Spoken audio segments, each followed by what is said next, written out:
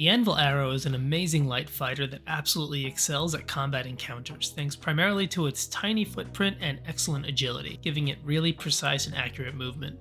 It's one of the best ships for PvP in Star Citizen, and it really excels at NPC bounty missions too, thanks to its good sustained DPS. Patch 316 does bring some big changes with atmospheric bounty missions that shakes up how ships perform, but the Arrow is still really capable. We'll take a look at a couple different bounty hunting loadouts, and we'll also take a look at bounties in space and in atmosphere, so let's get into it. So we're starting this off by using Gimballed repeaters, which is my preferred setup. For a long time I underestimated this ship for NPC bounties due to its single size 1 shield, but it's actually small and maneuverable enough to dodge most incoming fire in space, where it can really take advantage of its light weight and thrust, since there's no atmospheric drag. We're seeing that here against this Valkyrie, which is a VHRT target that can output a lot of DPS thanks to its turrets. We've gotten into a pitch fight against it and are constantly staying slightly above it so we can see its large top profile while avoiding a bunch of its guns. We never get hit and it goes down pretty fast. Next up, we'll fight a Hurricane. While it's kiting us, I want to talk about why we use gimbals. The Arrow has greatly benefited from the current state of the weaponry balance, where all weapons between size 1 and size 4 are pretty similar in their damage performance. The best way to do more damage now is to have more weapons, and the Arrow has 4 of them. Because of this, dropping down a size to get gimbals doesn't really hurt too much, and because the Arrow's size 1 weapons are gimbaled for free, it ends up being only a 5% sustained DPS decrease to have gimballed repeaters instead of fixed. This lets you focus more on piloting and using your agility to outmaneuver ships, which is important when fighting Hurricanes. We've been doing that here by adjusting our speed limiter to stay in a good firing range to do a bunch of damage to the Hurricane while it's been kiting us, and then maneuvering to a good position above it when it turns to us. We keep strafing down so that we stay away from its forward guns and give ourselves a good firing position. We start taking a bit of shield damage, but their hull is in the red, so I'm going to commit to this pitch battle and push hard for the kill, even as we're blacking out from the G-forces. We end up finishing them with only 25% shields left, but that's enough. Now let's take a look at how a moon's atmosphere impacts the Arrow's greatest strength, its maneuverability. This footage is from the 316 PTU, so this might change, but HRT missions are spawning 4 enemies total in atmospheric missions, with one of them being a VHRT level target. Here, that VHRT level target is the Warden, so I make the decision to ignore the 3 light fighter escorts to try to burst him down. This strategy often works in space, but in Atmo I'm finding it harder to maneuver and keep them in my sights, so the battle drags out and I end up having to disengage to recharge my shields. This is made worse by the fact that since the 3 escorts are all light fighters, they have similar agility to me, and so it's going to be hard to shake them.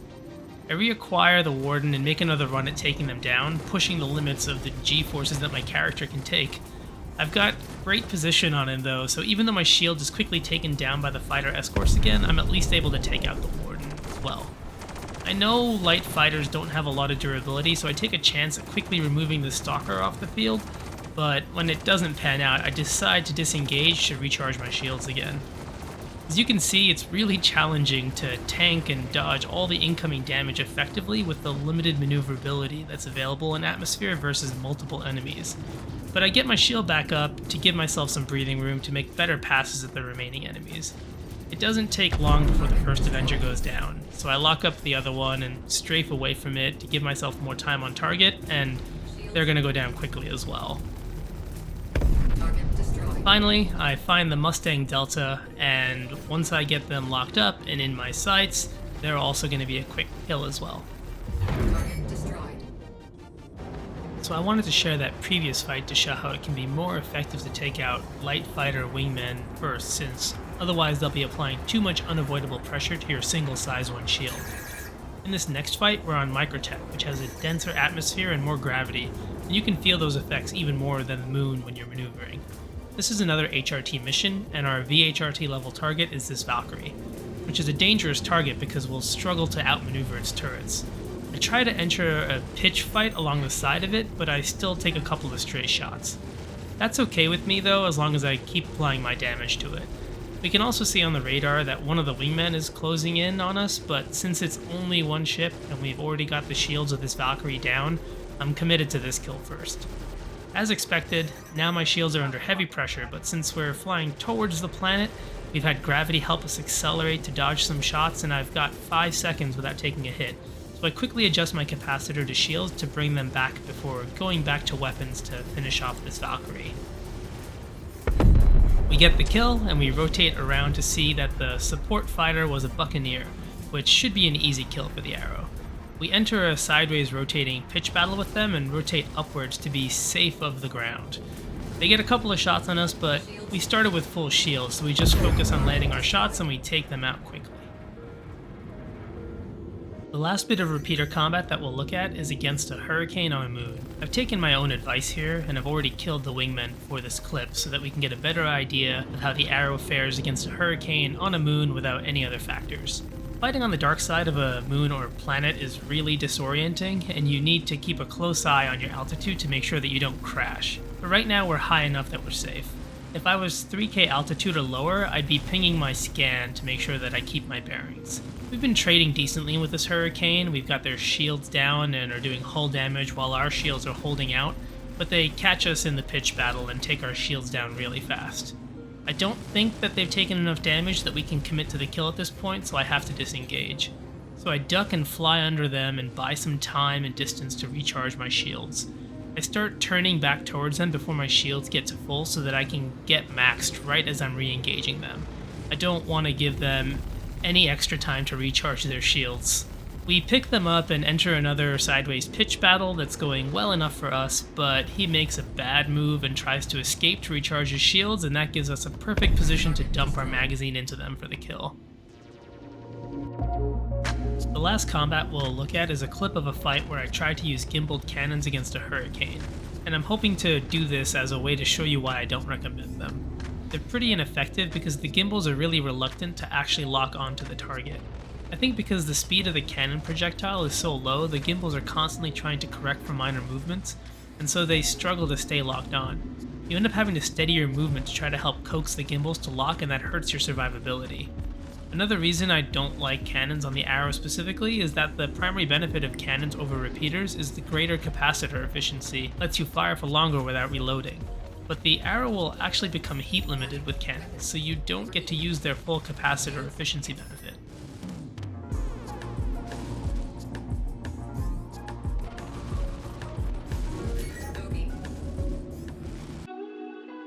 So for the fit, I'm going to go over the Gimballed repeater fit since it only costs you 5% sustained DPS to be fully gimballed versus fixed repeaters. You can go fixed if you'd prefer, but I've found great success with the gimbals, so it's my preference on the Arrow. For the repeaters, you can use any size 1 repeaters because they're all the same, but for the size 2s, get the CF series ones since they have no weapon spread and the others do. You can use whatever size missiles that you prefer, but I'd recommend EM missiles since stealth was nerfed and all ships have large EM signatures. For the shield, you want the industrial grade A Palisade shield for its higher shield amount, recharge rate, and ballistic damage protection.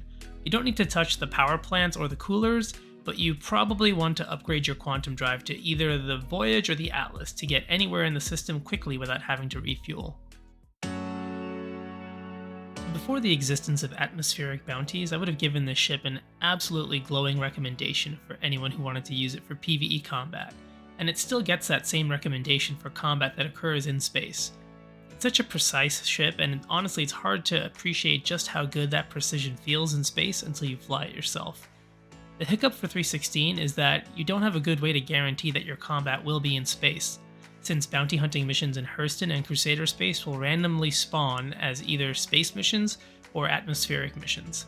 And as we saw, in atmosphere, the Arrow can struggle to effectively apply its agility and maneuverability to avoid incoming damage.